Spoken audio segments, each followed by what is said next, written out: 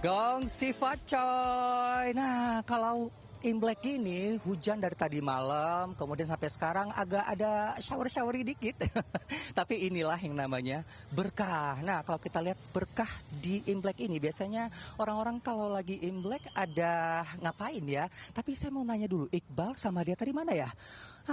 Saya tidak kelihat. Kalau gitu, Iqbal dan Dea, saya ambil dulu ya, saya ambil alih dulu layarnya ya, karena saya akan tunjukkan bagaimana kondisi di Petak Sembilan ini, khususnya di Vihara Dharma Bakti yang kalau kita lihat saat ini sedang beribadah. Saya ajak ke dalam dulu, tapi agak pelanin sedikit suaranya. Nah, kalau di sini pada saat Imlek kita lihat, masyarakat sudah mulai berdatangan. Ini sebenarnya dari tadi malam. Sejak tadi malam kalau kita lihat mereka saat pergantian tahun baru Imlek, kemudian pagi ini mulai berdatangan pelan-pelan. Tadi saya lihat jalanan di depan sebenarnya sudah mulai macet, tetapi kalau kita lihat hari ini mereka melaksanakan ibadah Imlek ini untuk sebagai rasa syukur tahun baru yang berjalan di tahun ular kayu ini. Semoga harapannya apa yang dicapai pada tahun ini ataupun yang sudah terlewati di tahun lalu bisa lebih baik di tahun 2025. Nah, ada apa aja sih sebenarnya kegiatan yang ada di vihara ini? Sejumlah hal yang bisa dilakukan. Biasanya mereka melakukan persembayangan dengan membakar dupa, kemudian melakukan sesembahan ke dewa-dewi dan patung-patung yang sudah disiapkan. Kemudian kalau saya bisa gambarkan, Vihara Dharma Bakti ini salah satu yang sudah mempersiapkan pembersihan dari patung-patung ini sudah dilakukan dari beberapa minggu sebelumnya, sehingga mereka pada hari ini memang tinggal melakukan ibadah saja, dan itu sebenarnya sudah dilakukan dari tadi malam.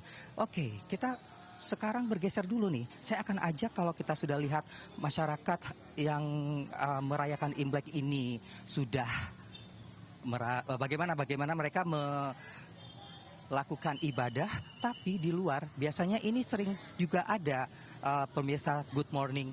Mengapa? Karena biasanya ada ratusan pengemis yang datang dan mereka biasanya menanti angpau. Nah, menanti angpau ini menjadi satu kondisi yang sering terjadi di setiap kelenteng-kelenteng yang ada tidak hanya di kelenteng yang tempat saya datangi ini, tetapi juga di kelenteng-kelenteng manapun mereka biasanya menanti angpau, karena biasanya orang yang datang beribadah, umat yang datang beribadah ini kemudian secara sukarela memberikan bantuan kepada para pengemis ini. Tapi saya ingin lihat dulu di depannya persis ada apa ya? Ternyata ada toko yang menjual pernak-pernik untuk beribadah. Nah, kalau pernak-pernik Imlek itu biasanya sudah dipersiapkan dari beberapa hari sebelumnya. Kalau pernak-pernik Imlek biasanya kan ada lampu lampion, kemudian ada apapun yang untuk dekorasi. Tetapi kalau ini khusus untuk ibadah. Ada apa aja? Nah, biasanya ada kertas kunji, ini yang biasanya untuk dibakar. Kemudian juga ada dupa atau hio yang juga berbagai macam untuk nantinya mereka sesembahan kepada dewa-dewi di Imlek ini sebagai rasa syukur untuk nantinya mereka menyambut tahun baru Imlek ini dengan harapan untuk bisa lebih mendapatkan rezeki yang lebih banyak lagi dan juga kesehatan yang baik. Tapi kalau selain jalan-jalan, saya mungkin akan simpan dulu apa yang bisa saya berikan di pagi hari ini kepada pemirsa Good Morning. Saya mau ngasih tahu dulu nih bahwa perayaan Imlek itu kan biasanya identik dengan kue keranjang. Nah, teman saya kemarin tuh, Laurencia Gata, sempat datang ke salah satu penjual kue keranjang yang ada di Tangerang, Banten. Jauh banget ya. Dan legendaris banget, namanya Nyonya Lau. Katanya tahun ini pesanan dodolnya itu bisa sampai 18 kuali. Oh my God. Saya nggak sabaran. Kenapa sih Laurencia Gata kemarin nggak ngajak saya juga ke sini? Langsung kita lihat dulu paketnya ya.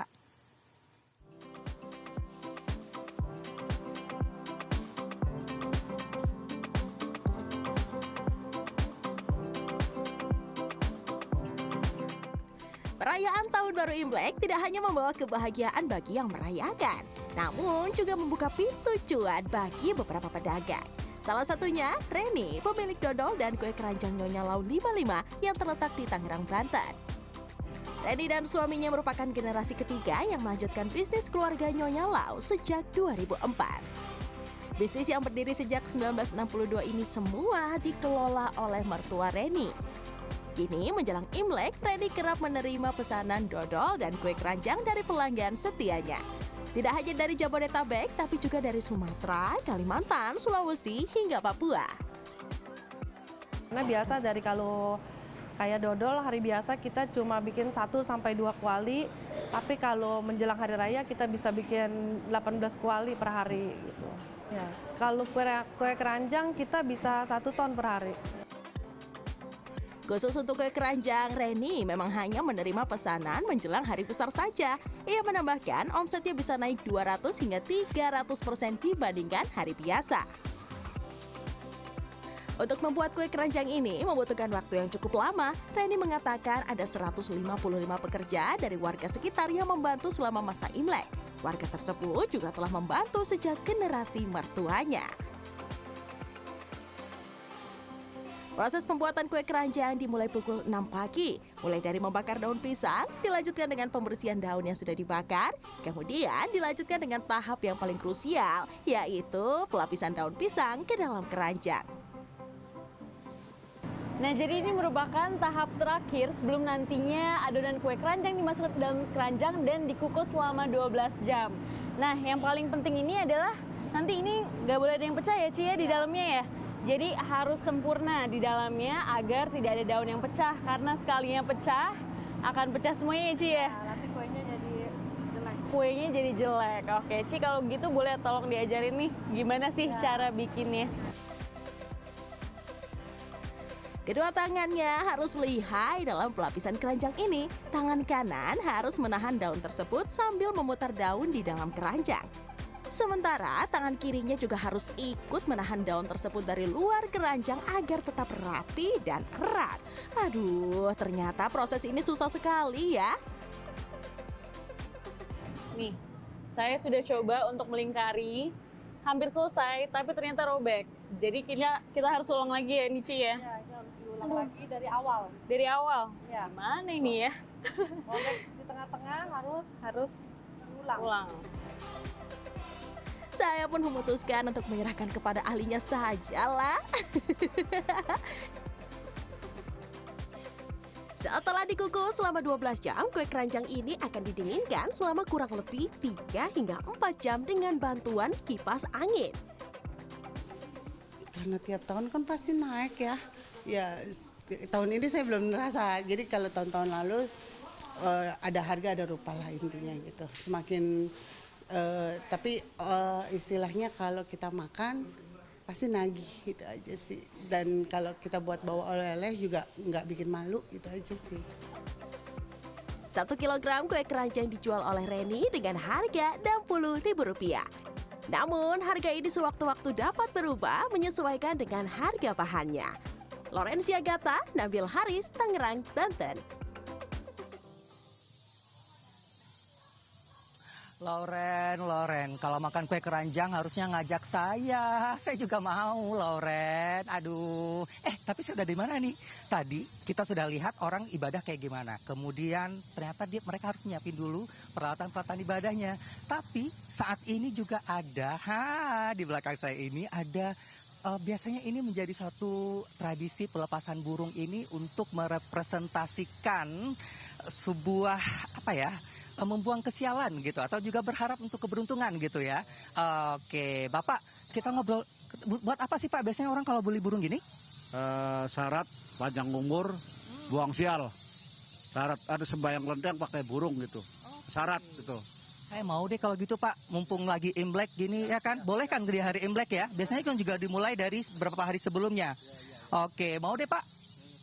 Berapa Pak? Boleh? Coba ya kita. Tuh. Oh, burungnya tuh kasihan sekali. Ada berapa biji nih? Oh, dimasukin ke ini dulu ya?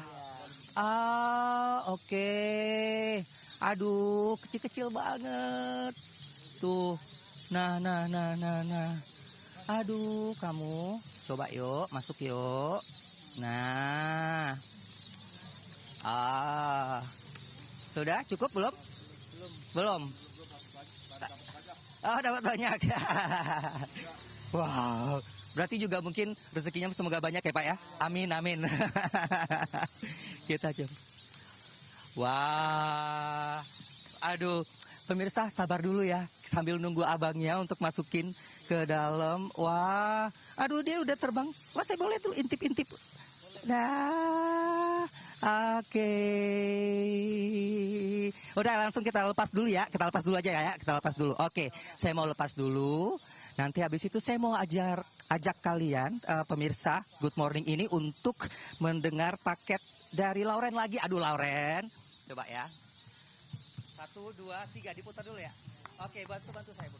Oke. Dadah. Oke, ada yang nyangkut satu. Oke. Nah, tadi Lauren udah bikin kue keranjang dan Lauren kayaknya nggak kecapean deh, udah keringetan. Tapi masih juga pengen tahu cara bikin barongsai. Saya juga pengen tahu. Kita lihat yuk liputannya.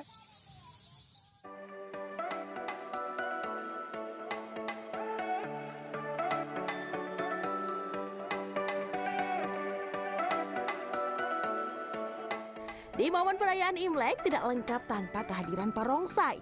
Hal inilah yang menjadi momen pengrajin barongsai dan naga di Bogor, Jawa Barat bisa meraup cuan. Lili Hambali merupakan pengrajin barongsai dan liong atau naga sejak tahun 2000.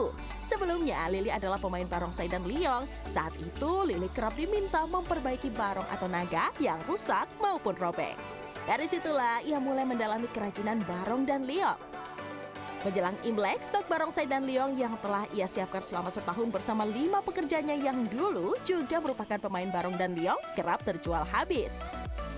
Bahkan mereka harus memproduksi barong dan liong baru untuk memenuhi pesanan dari pembelinya. Dijual dengan harga Rp6.500.000 untuk satu set barong dan Rp9 juta untuk satu set naga, Lili bisa menjual lebih dari 100 set barong dan liong menjelang Imlek. Otomatis sih sekitar hampir di atas 50% lebih ya gitu. Pokoknya mah berapa kali lipat deh gitu ya. Sampai kita order aja, sampai kita tutup order dari bulan Desember udah kita tutup order. Malah masih banyak yang minta pesanan gitu ya, minta dibuatin gitu. Kan waktunya kita udah bisa kalkulasi ini barang ini harusnya tanggal sekian gitu. Jadi kita dari Desember udah tutup order, udah overload gitu.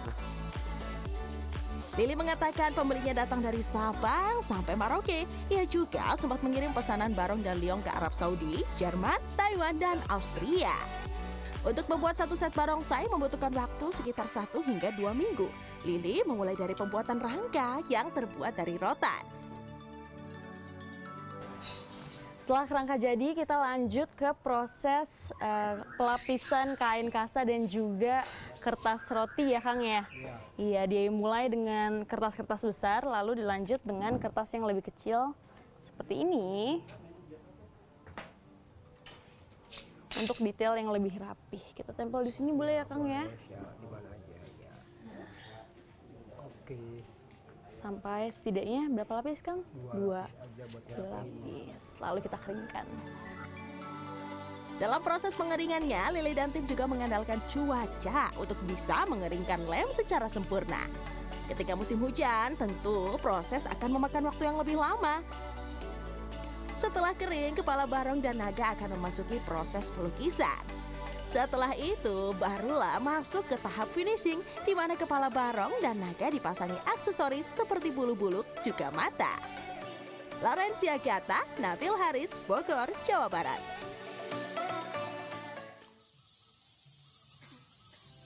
Dea dan Iqbal, saya tuh sebenarnya masih banyak yang mau saya tunjukkan kepada Anda berdua termasuk pemirsa Good Morning karena banyak sekali yang bisa dilakukan di Petak 9 apalagi masa Imlek seperti ini.